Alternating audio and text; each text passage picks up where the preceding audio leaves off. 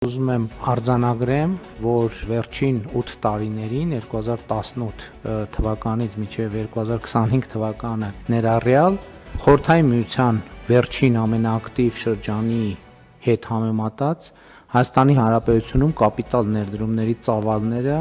գերազանցել են Խորհրդային Միության տարիներին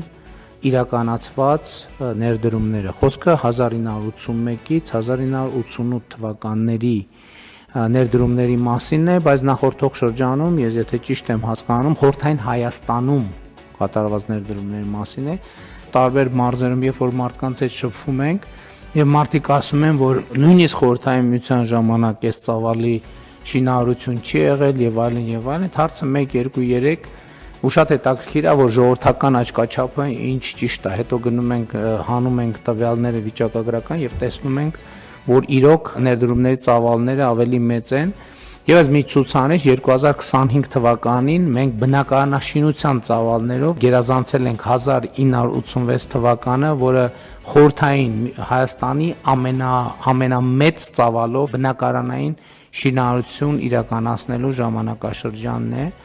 եւ այստեղ հարցը միայն թվաբանության մեջ չէ, ես կարծում եմ, որ այսպիսով նաեւ մենք եւ մեր ժողովուրդը հաղթահարում են Խորհրդային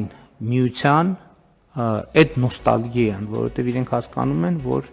Հայաստանի Հանրապետությունը, իրենց պետությունը այլևս մղում է իրենց նայելու առաջ եւ ոչ թե նայելու հետ։ Եվ սա շատ կարեւոր արձանագրում է